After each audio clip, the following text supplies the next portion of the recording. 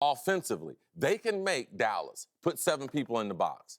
Right. Julio Jones is going to dictate a double team, all right? That's something that Dallas doesn't do offensively with Dez Bryant. So now they got one less guy on the field, one less guy in the box, and I believe that Matty Ice is playing at a level that could really upset the Dallas Cowboys season. And something that I'm not trying to say they're going to win. We're just making good points from an X's and O's standpoint and their ability to cut loose Vic Beasley. Well, that's what I think will shock people.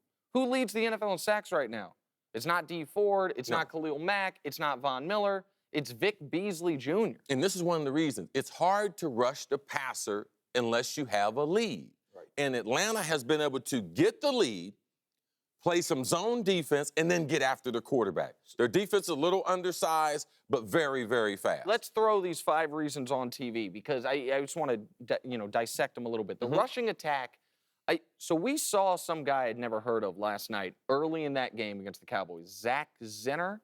And I'm not trying to profile him, but he didn't look like a star running back to me. Very vanilla.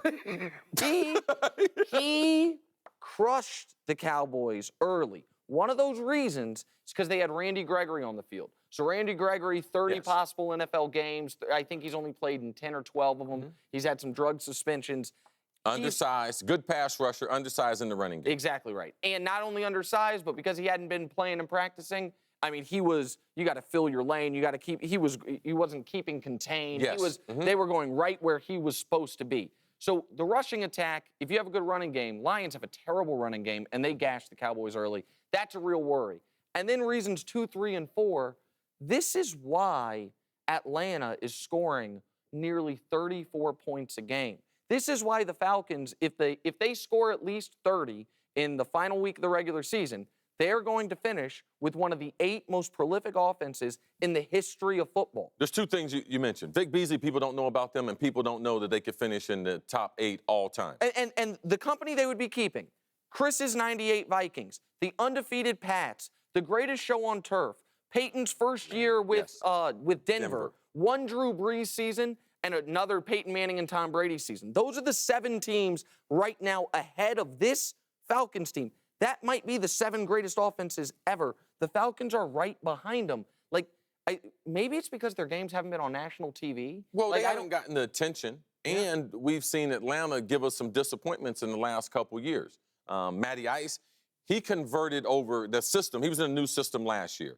He really got the last 5 or 6 games of the 2015 season, he started feeling like Matty Ice, and you can start to see the productivity. That carried right over to the 2016 season. But in the playoffs, panic sets in quicker than in a regular season game.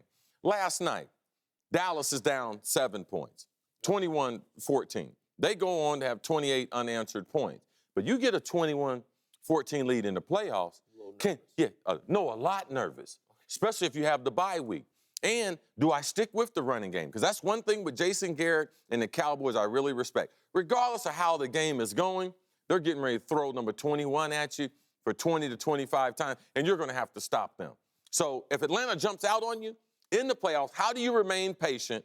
And at what point do I double cover with Julio, or do I bring another person into the box? Couple things to know. One, a reminder that, again, the Falcons seem to be forgotten this year and historically. It's not like the Falcons have never been close. The year Seattle won the Super Bowl, they had a pass into the end zone in the NFC Championship game to go to the Super Bowl. And it sure looked like any team from the NFC was going to beat that Broncos team that year. They were right there just a few years ago. That's first of all. Second of all, if Atlanta wins this weekend or if Seattle loses and they get the 2 seed, here's what Atlanta knows. They don't have to deal with bad weather at any point in the playoffs. Because even if they go to Dallas, there's a roof. That is one of the underrated parts of playoff football is, do you have to go outside? Perfect do you have to conditions. go on the road? And Atlanta, if they win this weekend, home or away, is going to be in perfect conditions for that super potent offense the whole way through. My last point is point number 3 in there with the special teams. They have Gabriel as a returner. Phenomenal. When you get in playoff games, you're trying to flip the field.